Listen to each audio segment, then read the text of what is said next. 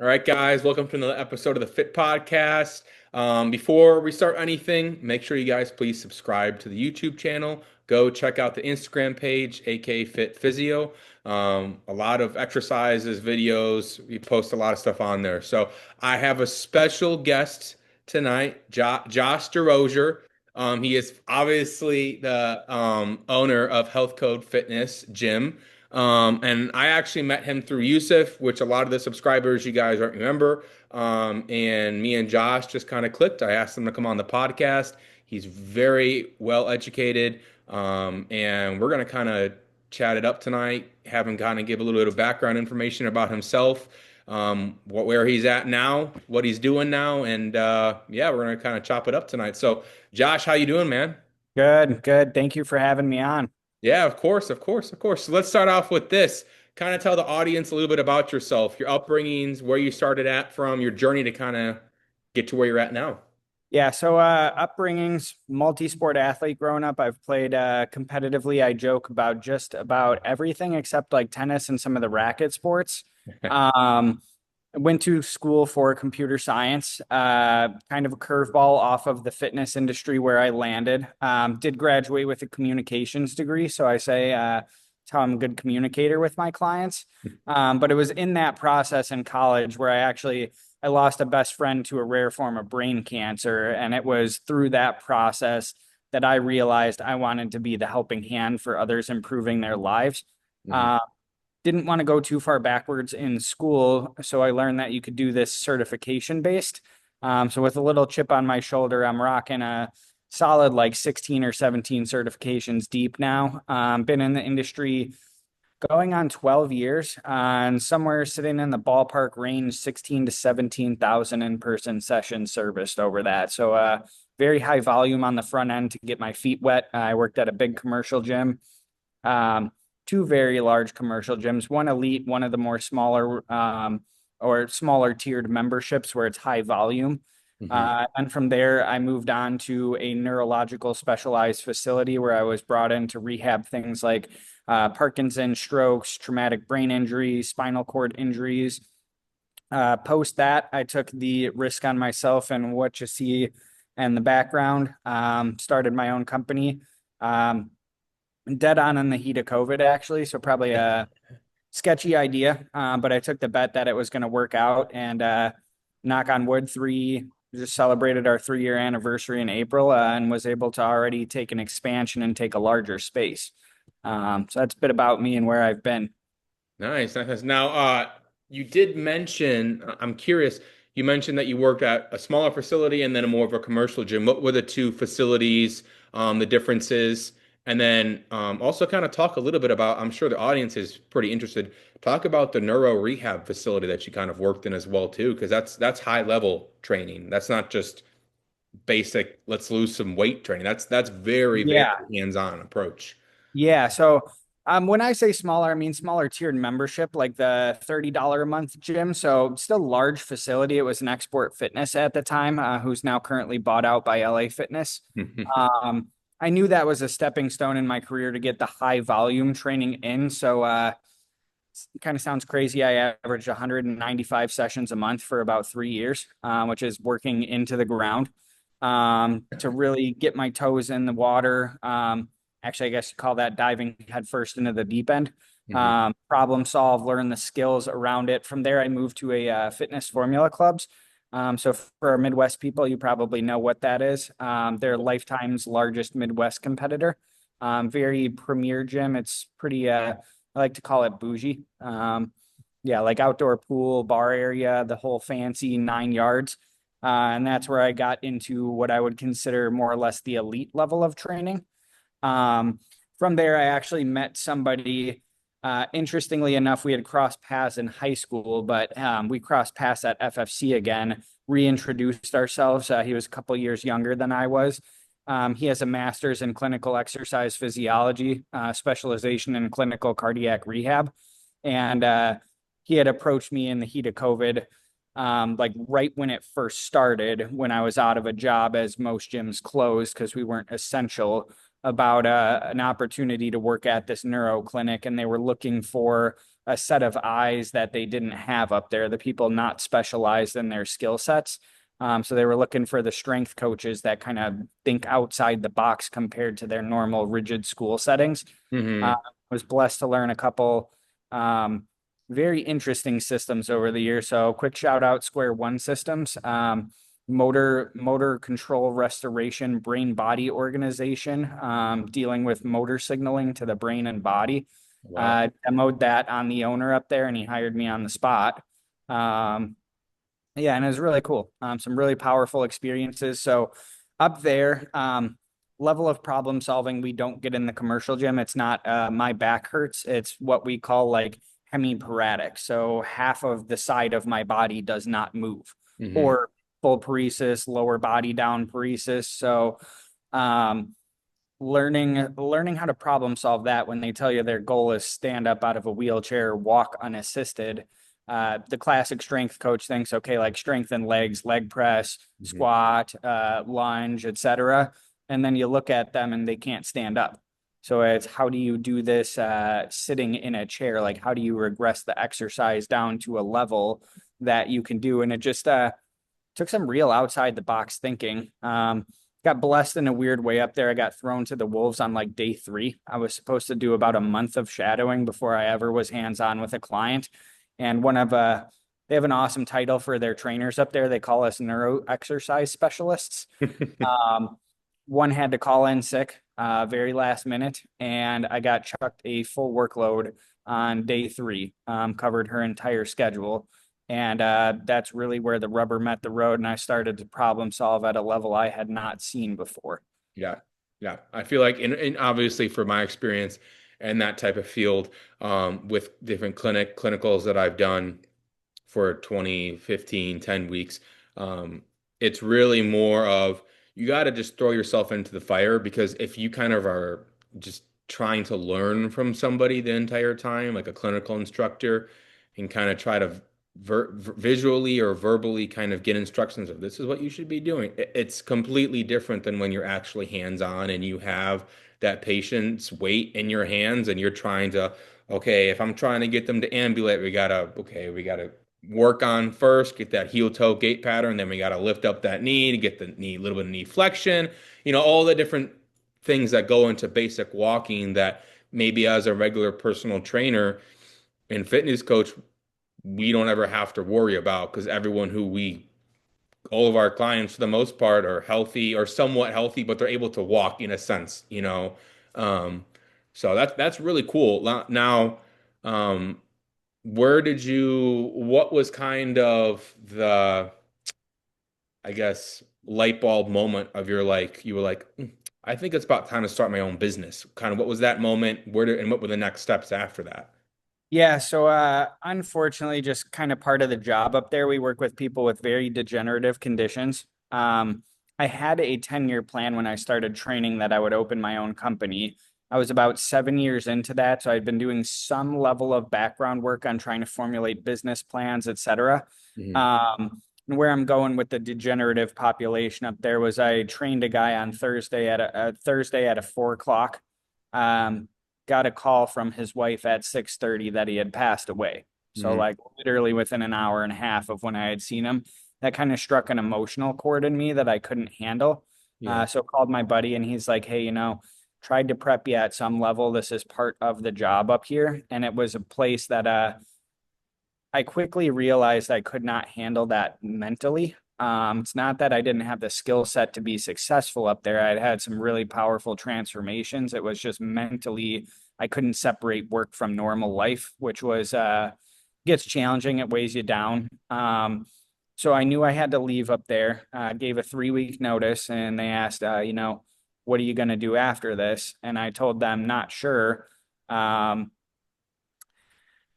I pulled the trigger on the 10-year plan early. I met an investor, laid it all out to him, and blessed to have an investor behind the project that said, you know what, that plan's solid. I want to do that. He's like, I want to help you build this, and let's find out where you can do that. Um, so it took some time from there, and we just kind of hit the ground running. Nice. Now, where, let me ask you this. When in terms of the process of starting your business, what was, I guess you could say, the steps? What was something that you realized entailed a lot more work than what you actually thought it would in terms of Uh, in your own business? yeah, learning, so I had to, as the owner, approve everything going in, right? Mhm. Learning how to read blueprints as a personal trainer. Um, I had no clue what I was looking at. Mhm. Blessed to find some people that were able to spend some time with me. Um, interestingly enough, one of the things I lost the most sleep on was the water bottle station, the water fountains.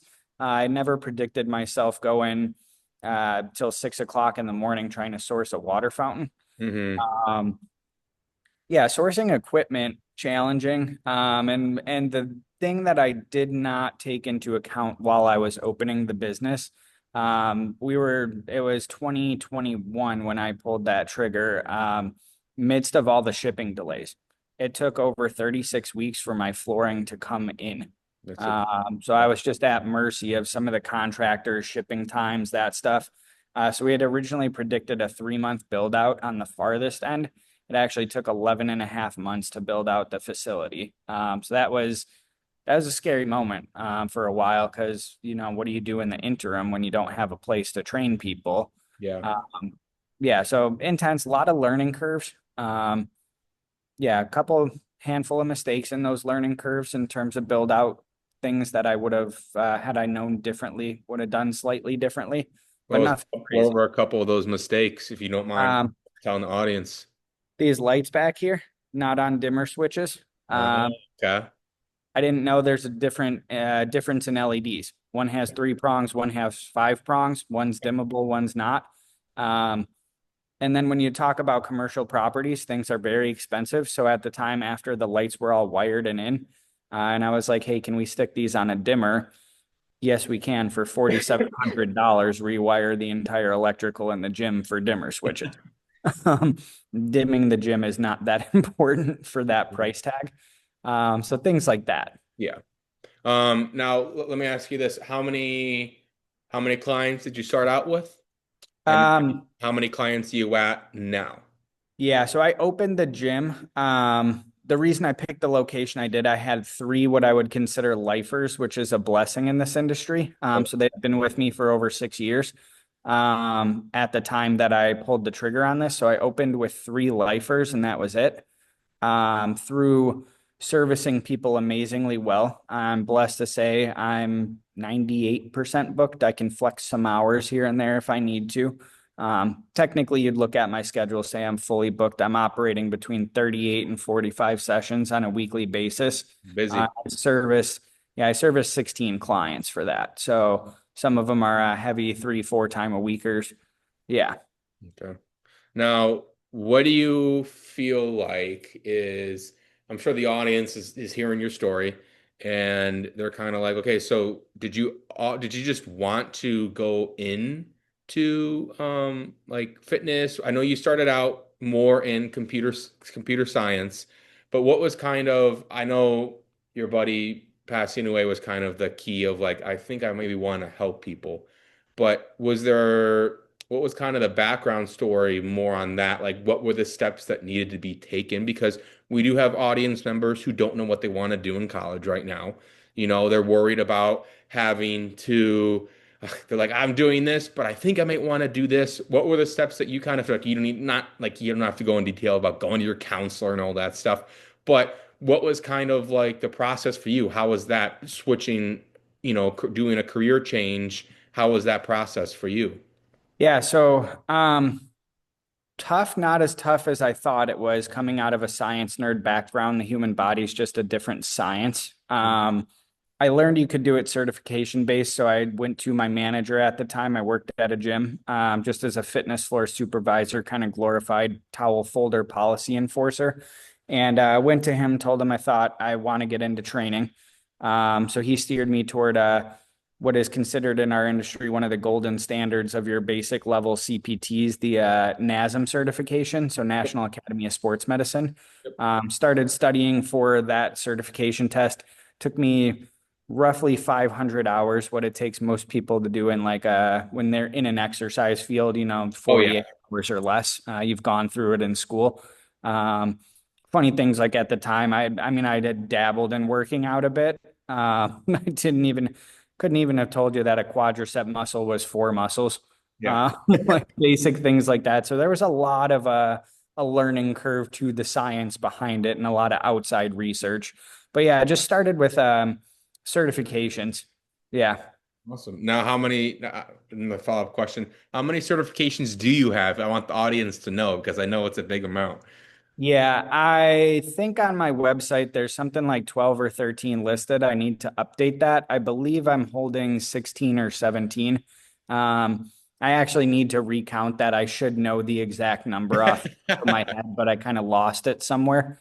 Uh, I think that's an important point because I asked that question not just out of amusement for our audience, but I asked that question because like you were saying, you didn't necessarily have the education and the background coming from computer science. But the point being is you took the time to develop that education and background. And I'm sure, like with myself in the PT field, when we have instances where we deal with patients or in our daily, with you, with your clients, and there's a topic or something, a diagnosis that you get that you don't know a lot about, you're going to go and learn it. You're going to go and try to improve your own knowledge and skills so you can give it back to your clients just as I would if I go and work in a neuro setting and I'm like, oh crap, maybe I need a refresher on, you know, different types of, interventions for different types of hemiplegic patients. That would be something I'm going to go and learn about. I think that's something that's very important that you did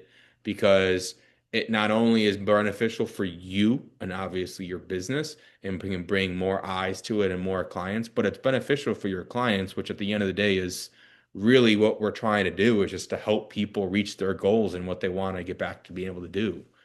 Yeah, I have a good point on this. My dad always preached this to me growing up. So he used to work in a printing press when he was younger, and he got to sit in on an interview. And the guy that was being interviewed was like, "Yeah, I've been a printer for 7 years." The interviewer returned the question to him, have you been a printer for 7 years, or have you been a printer for 1 year, 7 times? Did you continuously grow to evolve and learn? Yeah. I've kind of taken that approach. Like, I never want to be a trainer for 1 year, 12 times over. I want to be a trainer for 12 years that's continued to grow. I think, as probably a lot of the audience and yourself definitely knows, the industry is ever changing. Oh yeah. So when I find trainers that haven't done a continuing education course in 5, 6 years, kind of strikes a soft spot in my heart for them that I don't realize, or I think they don't realize that they're quickly becoming outdated or irrelevant in the industry. Oh Uh, yeah. so for me, it's constant learning and evolving. I just finished up 2 certifications in the past 8 months. I already have another one on the radar and two booked for next year. So it's a never-ending learning process. And really, the goal behind all of them for me is not to accumulate a mass wall of 40 certifications. It's really just to better serve the people that I find in my day-to-day basis that walk through the doors. Oh yeah. And I think an important point on that is that with me, for at least being a PT, I need to get a certain amount of credits to be able to continue my license. I think it's 40 Yeah. credits every 2 years. I haven't had to start that yet because you don't have to do it 2 years after you pass your exam, but I will start having to. Now, for me, I love learning new things, so that's not an issue. The older heads, they get kind of annoyed with it. So, you're when you turn 50 or 45, you're kind of like, man, come on, like I don't really want to, I've been around the block. yeah, you've been around the block, you're kind of stuck in your profession. You're not going to change clinical settings. So how much more do you need to learn? But I think I'll always have the mindset of, especially my mindset is because I can do credits about personal training and athletic training and just continuing to kind of dive into, nutrition as a nutritionist. And those count for credits for becoming for my PT. Yeah. Doctoral license, I think that's only going to make it easier for me to Yeah, and training similar. We need, depending on your base level CPT, you need a certain amount of CEUs, continuing education units, every 2 years to keep your CPT updated and valid. yeah. Um, And I love it because we're not confined to a box on what we learn. So I've got to learn all these wild specialized skills that I'd, you meet an average trainer, they are clueless about the things that I have touched some in my realm certifications wise. Exactly. I know it's similar with strength and conditioning coach that I have to do with and it is similar with being a certified nutrition coach as well too. Well, that's a little bit different because I have my minor in that, so I don't necessarily care too much if that nutrition coach certification kind of goes away. But either way, it's still awesome to be able to kind of learn more because, as you know, research is always coming out every day, brand new research. You want to be able to help your clients and be the most in tune with what's coming out. And I think that stuff really helps. So Yeah. now you have health code in the background. I'm sure people are thinking, okay, how the heck did he come up with that name? Is there a good story you want to tell us about that? How you came up with that Yeah. code name? So it came to me in a dream actually. I had an original plan for a name that was unfortunately copyrighted, trademarked things that I learned through business that you can't double up on or somebody's Oh going to yeah. Big eventually. deal. So this came to me in a dream, and kind of my thoughts around it is when I meet an individual, my assessment's pretty ruthless. It takes a lot of times, like almost 2 hours, hour and 20, 30 minutes just to get through the talking part. Mhm. And that's getting detailed life history questions that a lot of personal trainers don't ask. And what I want to find is what I call someone's health code. Do we need to optimize your sleep? Do we need to optimize your daily movements? Do we need to get you out of pain? Better nutrition habits? Kind of the full encompassing picture. I call it your health code. Like if you were to put it on one of those pie graphs and Yeah. you fill in the graph, like where are the lacking areas that we need to improve for you? So I'm blessed to say I have some beasts and exercise in here, which is a lot of fun. I just get to kick them around for an hour. They have phenomenal movement patterns and just want somebody to tell them what to do. And we navigate most of the coaching sessions towards like, hey, here's how you get optimal sleep. Here's how we dial in recovery things. So it's geared towards what I think is somebody's individualized health code. Nice. That's awesome. That's honestly pretty creative, not gonna lie. Yeah.